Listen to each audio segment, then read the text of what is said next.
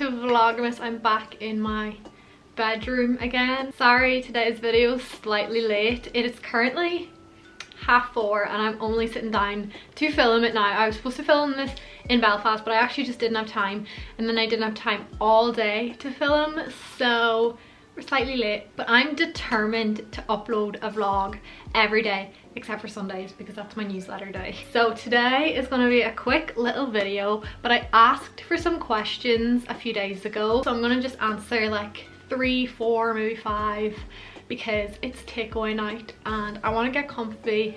I'm tired because I was really busy today, so let's just get into it. Also, just ignore the hair situation right now. I was supposed to wash it, but I just didn't, so it's doing its own thing. Would you ever move away from your hometown, which is Donegal?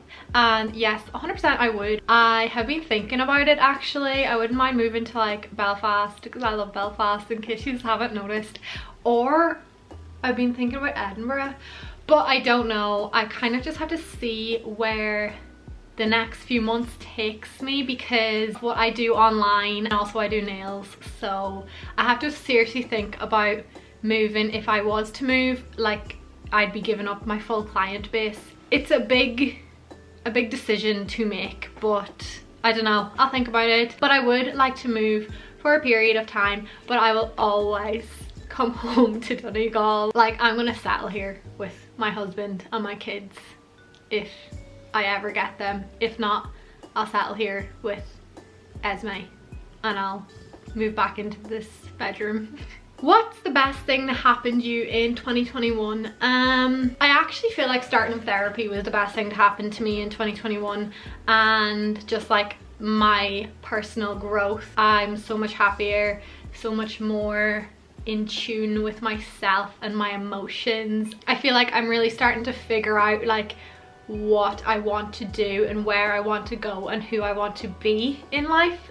So I feel like in terms of self-growth and self-development, 2021 was the best year of my life. But in most other areas, it was not so good. But that's okay, because we can't be thriving in all areas at all times, you know?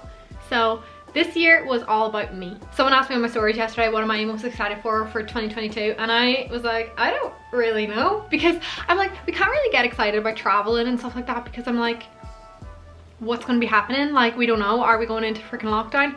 I don't think so. But like, you never know.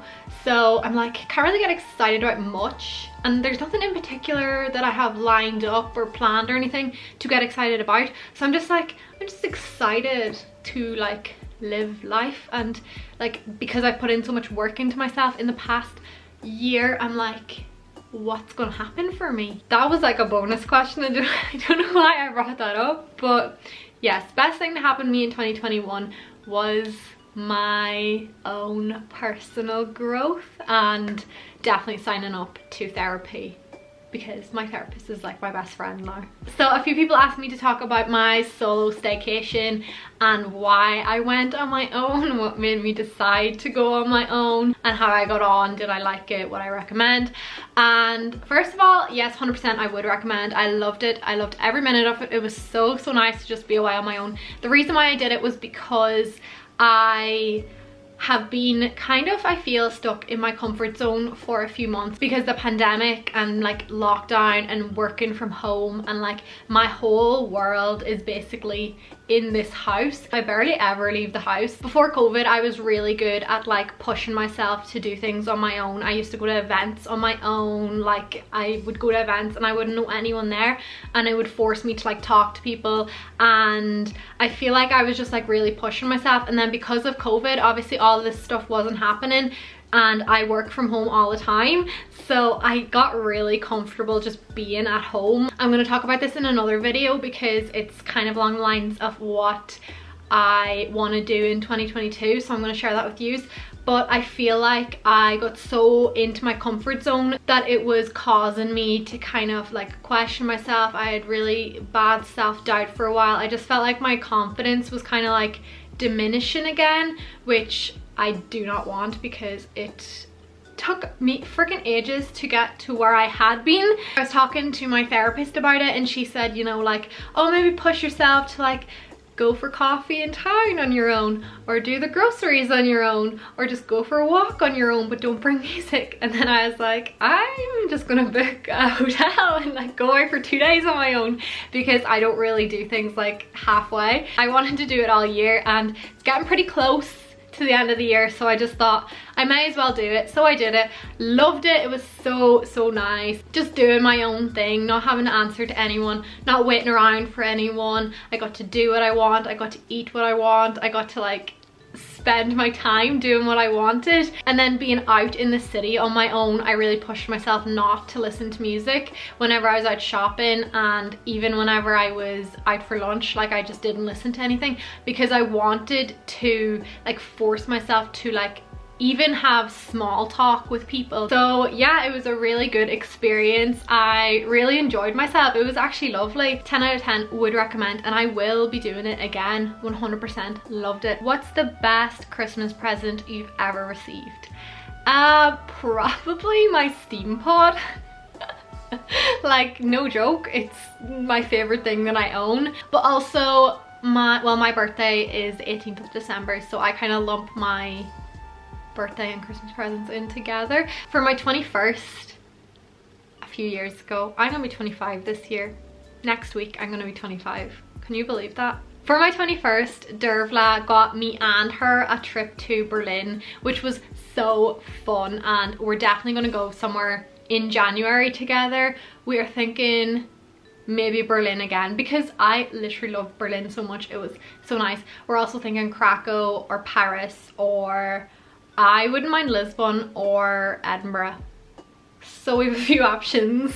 Okay, last question, and I saved this to last because I wanted to talk about it for a quick minute. Okay, so this person says her sexual needs are not being met by her long-term partner, and I have some thoughts. So I think a lot of people feel like their partner should be able to read their mind. Like, obviously they don't actually think that their partner is going to be able to read their mind, or their friend's going to be able to read their mind, or their family's going to be able to read their mind. I feel like we just want people to know us so well that it's like they should know when there's a problem, but like they probably have no clue at all. So the number one thing in absolutely every single relationship that you have, parents, friends, partners, sister, brother, family, aunt, uncle, cat, dog, I don't care, communication is the key. People are so wrapped up in their own issues that like a lot of the time they're not gonna know if you're having a problem.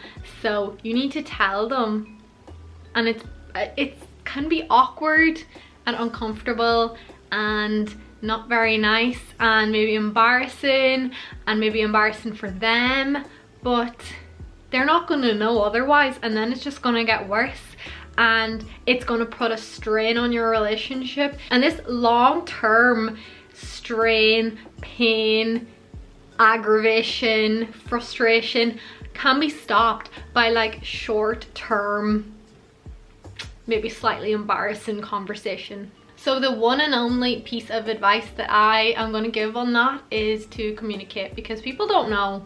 People don't know what thoughts you're having. People don't know how you feel.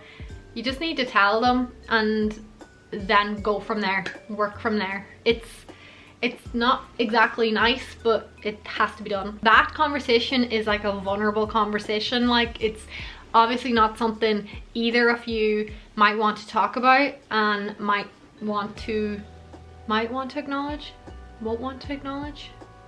You know what I mean? Like, it's, you know, it's a wee bit, you know, whatever, but it will probably bring you closer together, because you're gonna have to work together, and like just being open with your partner and like, you know, being vulnerable with your partner in a different way will bring down some walls, and it might help the situation. So that's my advice.